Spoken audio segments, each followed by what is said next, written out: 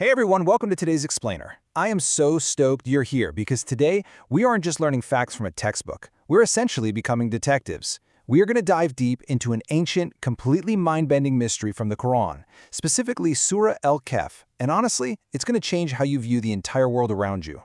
If you've ever sat there and wondered, why do bad things happen to good people? Or why did my plans just totally fall apart? Well, the answers are actually hidden right here in this story. So get ready, because what we're about to uncover is going to blow your mind and really strengthen your heart. All right, here is our treasure map for today's journey. We're going to cover the wondrous journey, 3 mysteries, the divine wisdom, a few linguistic secrets, and finally, our trust in Allah. Let's jump right in. Part 1. The Wondrous Journey. So, our story kicks off with Prophet Moses. Now, he's a great messenger with immense acquired knowledge. The knowledge of the rules, the rights and wrongs, the laws we all live by every single day. But Allah sends him on this massive journey to find a mysterious man named Al-Qadir. Why? Well, because Al-Qadir operates on divine knowledge, or in Arabic, ilm laduni. This is a very special, hidden wisdom given directly by Allah.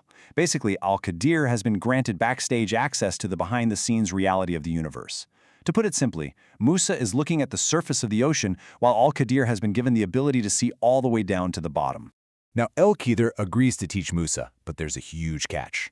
Musa cannot ask any questions. None, no matter how weird or crazy things get.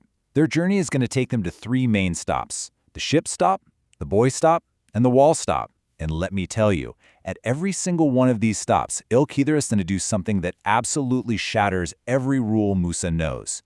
Moving right into part 2, 3 mysteries. Okay, we're about to open the mystery box. But first, quick pause. I want you to really put yourselves in Prophet Musa's shoes for a second. Turn to the person next to you. Imagine you own a really nice car or a boat, right? It's literally how you make your living.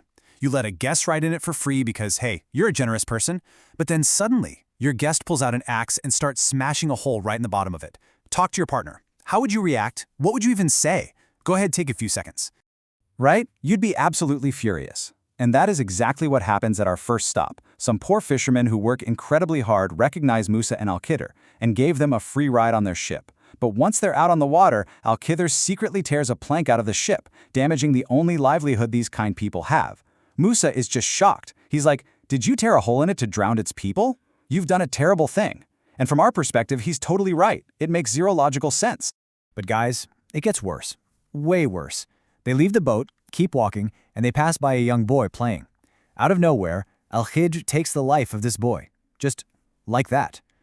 Prophet Musa completely loses it. This is the second mystery, and honestly, it's the most shocking. Musa says, "Have you killed an innocent soul who killed no one? You've done something completely unacceptable." And you know what? Musa's anger here makes complete sense. According to the laws of justice we follow, his reaction is 100% valid. It's totally human. All right, time for another quick pause, this time with your whole group. Imagine this. You are stranded in a random town. You are starving, completely exhausted. You ask the people there for just a little bit of food or a place to rest, and they literally laugh in your face and slam the door. Now imagine you see a broken wall in their town. Would you spend hours doing hard, heavy labor to fix their wall for free? Talk it out with your group really quick. I bet most of you are like, "No way! They didn't help me. Why on earth would I help them?" Well, welcome to the third mystery. Musa and Al-Qadir enter a village starving. The villagers are incredibly mean and stingy and completely refuse to feed them. But Al-Qadir spots a wall that's about to collapse. Instead of resting, he goes over and physically rebuilds this wall for these terrible villagers completely for free. Musa, who is starving and exhausted, is like, "Look, if you wanted, you could have at least taken a wage for that so we could buy some food." At this point, Al-Qadir turns to Musa. Slowly, he says, "This is the parting between me and you. The journey is over. It's finally time for the answers." Part 3, the divine wisdom. Okay, time for the big reveal. We're going to shift our perspective from the physical world to the hidden divine reality. Al-Qadir is about to show us that what looks like an absolute tragedy is often a massive blessing in disguise. That damaged ship, turns out there was a tyrant king up ahead seizing every good ship by force. By putting a small defect in it, Al-Qadir actually saved the poor fisherman's entire livelihood. The apparent bad was damage, the hidden good was protection. And the boy?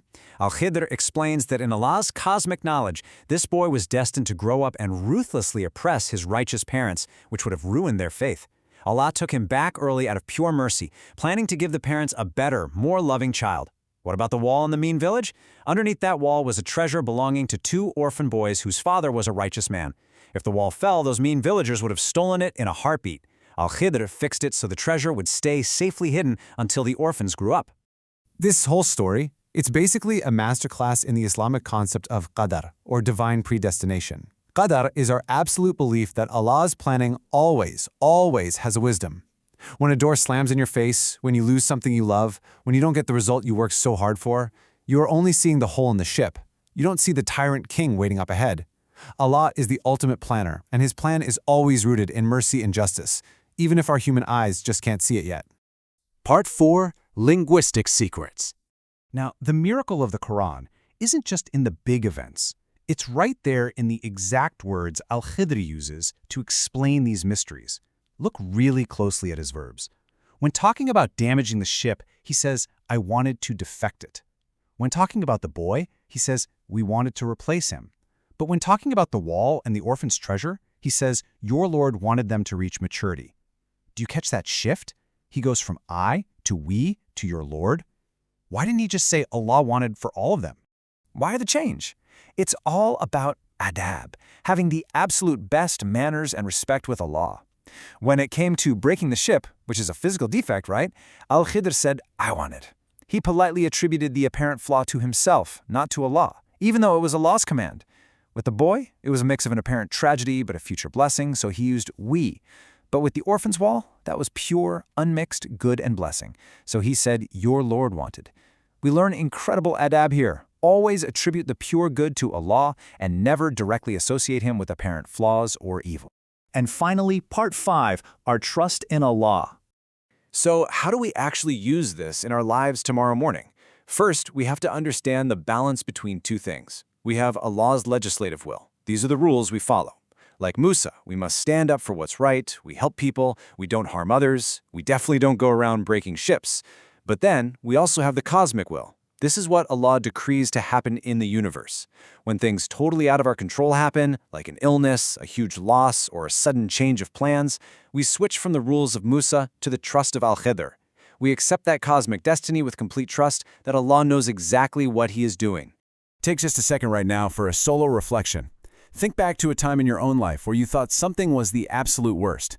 Maybe you didn't make the sports team you wanted, maybe you moved to a new school and lost touch with your old friends, or maybe you completely failed a test you studied so hard for. But then, months or even years later, you realize that bad thing actually led you to a massive blessing. Maybe it saved you from a bad crowd, or it pushed you to discover a totally new talent. Think about your own ship that got a hole in it only to save you in the end. This right here is the ultimate takeaway, the core message you should engrave on your heart. Whenever you face a confusing mystery in your life, whenever things seem super dark and you just don't understand why it's happening, remember the ship, the boy, and the wall. Allah is always taking care of you. His wisdom is infinite, His mercy is vast, and He is always working things out for your ultimate good. Say it to yourself with total confidence. Allah will never abandon me. Thank you guys so much for joining me on this deep dive into Surah Al-Kahf. Keep exploring these incredible lessons, keep your trust in Allah's plan strong, and until next time, peace be with you.